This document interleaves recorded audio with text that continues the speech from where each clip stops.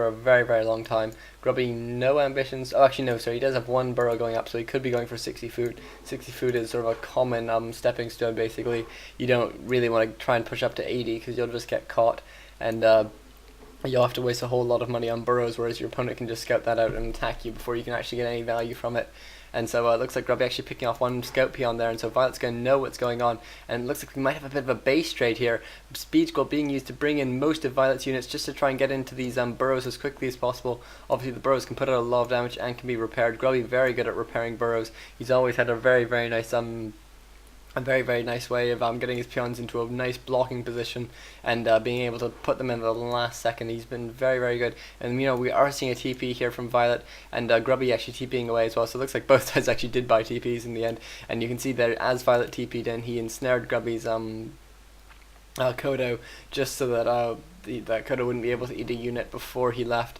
And it looks like neither player suffered too many losses. Grubby, I think, lost a couple burrows. Yeah, he's at 53 out of 40, which is a really unfortunate food position to be in now. It's tricky as to say whether or not you should kill off 3 peons, which is a lot. Actually, Grubby putting out 2 towers now. That's really unusual. This is sort of the first major divergence we're seeing. It looks like Violet, wow, picking up a Wand of Lightning Shield. Oh my god, insane, crazy idea there. I mean, it can be dispelled, so I'm not sure what the idea there is. I'm sure he's going to have something going for it. You wouldn't just waste all that money for nothing, but weird idea here from Violet. We'll have to see how this plays out. And meanwhile, 2 fake Kodos being produced. But Grubby did have his Blade Master there. If he was paying attention, he could have realized which were real and which were fake. But it looks like actually he's just going to wander off, and so he's not going to be able to know which ones are fake here. Obviously, with being Spirit Link, they'll be able to tank a whole lot of damage because they have 1,000 or sort of in theory 1,000, although obviously they're fake ones. And you can see Grubby immediately being forced to waste all these ensnares on these fake Kodo beasts, and you do need to get all the ensnares off on the Kodo beasts, otherwise you lose units so quickly. Violet coming in now, but these 2 watchtowers might actually prove to be very, very useful. Lightning Shield being used, and it looks like Grubby isn't dispelling it. Violet's put it on his own Blade Master so he can run it into a very nice position here. It was eventually dispelled, and it looks like actually Violet finally bringing in some of his own peons now. And I think Violet's actually done a very good job with these Kodos. He's eaten a grunt with one of his Kodos. Actually, nothing with his other one that's being focused on, but certainly better than Grubby's done, who only has one Kodo up, and that's eaten the grunt, but he needs another Kodo, I think. Grubby, you can see Violet had tanked so much damage on those fake Kodos before they died. Very, very clever play there by him. I think that was a better choice than that Lightning Shield, which hasn't done too much. I mean, it's done a bit, but I guess you do just want to spend your money on anything before you go for an attack. It looks like Violet managing to take out Grubby's Kodo, and Grubby not in a good position here. Really, those towers are the only thing keeping him in this game, actually. I mean, they're putting out a whole bunch of damage that Violet's just unable to take down, and it looks like Grubby actually going to lose a whole bunch more units here. This is not looking good for Grubby. Grubby actually might be able to take down this one Kodo, though obviously those towers do a whole bunch of extra damage to pretty much all of Violet's remaining units, so Violet knows he needs to get out of that the range of the towers there, and Grubby continuing to do damage for this Blade Master, who's miraculously been able to stay alive.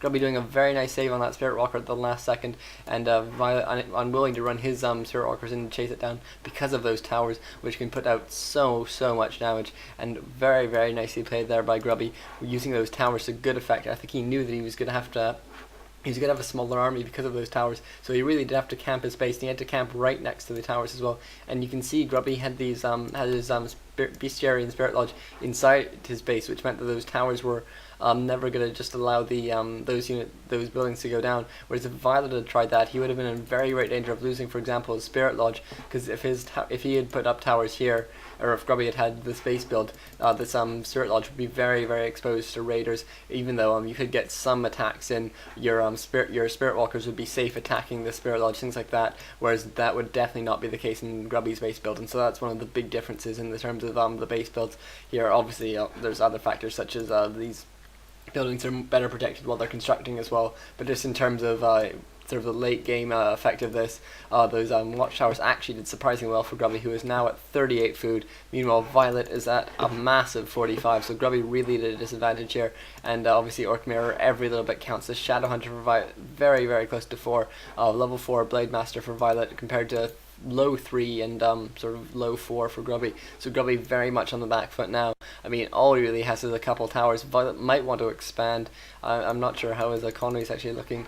Oh, not really great for expanding. He doesn't really have much gold, and he definitely needs to be up to 50 food. Let's take a look at upgrades actually quickly. Violet at 2-1. We saw him getting that 2-1 upgrade very late, and Grubby at 2-1 as well. So it looks like similar upgrades for both sides. Violet with his Blademaster sitting around, and there is actually a Witch Doctor here for Grubby, putting up 1 Sentry Ward. Very, very nice to put it up in his base, because he can ensnare there, and they'll always be with, and these units will be, or the Blademaster will be in range of the towers as well as everything else. So a very important place to have one Sentry Ward, and he just has enough mana to get another Sentry Ward out now. And Grubby, you can see right on top of things, probably gonna go and put one out in the next sort of advantageous place so you can think of it. Meanwhile, Violet might scout this out with an Invuln pot though, so he probably could be okay. Grubby, meanwhile, running his Blademaster around, maybe gonna try and pick off a burrow or something. Just try and scout out what Violet's doing, if he's producing more units, if he's going up to 60 food, if he's expanding, things like that. Actually, the observers are saying even food. Can that be right? 48 to Violet and 48 to Grubby. Grubby done an excellent job of catching up here. And looks like actually Violet was scouted out with his Blademaster, but you can see just that one speed scroll being used by him brings the armory in and puts Grubby in a very bad position. He's going to lose this one raider unless he gets very lucky for some reason. No, he does not. A critical strike from that Blademaster, and oh my god, Grubby not in a good position here. He's going to need to keep these towers to defend him. He's going to need to keep in the range of them, otherwise he's very, very much in trouble just because of that hero level disadvantage. Obviously level 2 hex is better than level 1 hex, and with losing that unit, that raider as well, every little bit counts, and so it's just so important, especially in sort of such a precise mirror, and a mirror that's come to such a science like the Orc mirror, where every little nuance has to be perfected. Being a unit down is just not something that you can really take very easily, and you do need either to have some absolutely spectacular micro, or for your opponent to make a huge mistake for you actually to be able to come back from even a small thing like that. Grubby, buying a TP, buying an Invuln pot, looks like he's going to go for base trade because he knows that Violet is all the way here. He's not going to be able to counter base trade, and so Grubby's just going to try and do as much damage as possible, probably to burrows, as I say, although we'll have to take a look at his raider count. He is only 2 raiders by the looks of things, so he probably won't be able to take out a bestiary, which would be the obvious thing to take out, and that would be the really nice thing to take out. And meanwhile, Grubby not taking a tier 3 or anything, which we've actually seen a bit of from Lynn recently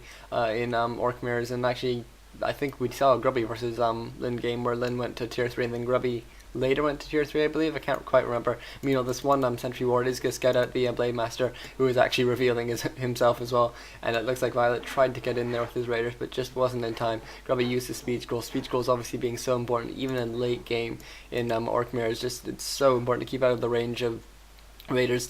Speed scrolls are very nice for bringing your Cutter Beast into the battle.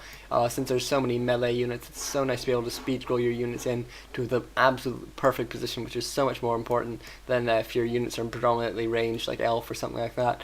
And it looks like Violet could be moving down here. He's been really indecisive as to what he wants to do. He moved up and then down. I think he's trying to anticipate Grubby, but just not being quite on top of things. Grubby, with one Kodo here, could be damaged a bit by this Blademaster, who looks like he might just be doing some shopping, maybe for another healing scroll, which would be nice. Actually, no, he looks like he gives up on shopping. Another healing scroll for that Shadow Hunter would be nice. Obviously, having 2 on 1 hero does mean that you have to suffer the cooldown, but still not too bad. And Violet taking a bit of damage now on his Blademaster, but it's not the end of the world. He does manage to get out of there in time, and he's not even spirit linked, so damage was unfortunately not spread around. Grubby, finally spirit linking his Blademaster and going to go in for this battle here. Going to immediately be able to pick off one raider. It does get healing wiped up. Grubby looks like he's TPing out, though he doesn't like this position. I don't blame him. He's actually going to lose a unit to this Kodo Beast as well. Not a good position here for Grubby, sort of just overall. And looks actually, is there? Oh no, it's just a peon here. Looks like actually raider or Violet came off very well there, picking out that grunt at the last second, and I don't think Grubby managed to get anything with his, because he was just in such a bad position, which I guess is why he decided to TP away, because he was just going to lose a couple more units, and he had already spent on that TP already. But just Grubby not in a brilliant position here. 48 food for Grubby, but almost 1,000 gold stored up and 1,000 lumber. Meanwhile, 58 food for Violet and almost no economy. So Grubby needs to get spending, I think, at this point. The Blademaster getting caught out here, being forced to use an Invuln pot. Will he be able to survive without Grubby going for a pointless round, because the Windwalk had been used, but or actually maybe Windwalk could hadn't been recast, but it looks like Violet is expanding now. So actually, I think it's so important for Grubby to start spending. He needs to at least get up to 60 food so he can either try and take down the expansion, or so he can try and do some damage. He's actually putting up his own expansion, and obviously if you were to stay at no upkeep for a long enough time, that would really help him. But I'm just not sure he can do that, because I mean, he is mining more at the moment, but he only has 1,000 gold left anyways. It's so tricky, because the battle can happen at any second. You never know where your opponent's going to be, especially because Grubby doesn't have any sentry wards on Violet's side of the map. Those sentry wards are brilliant, but if you only have one Witch Doctor, there's only so much scouting you get. Ring of Regeneration here for Violet. Meanwhile, Grubby is coming in again, going to try and pick off,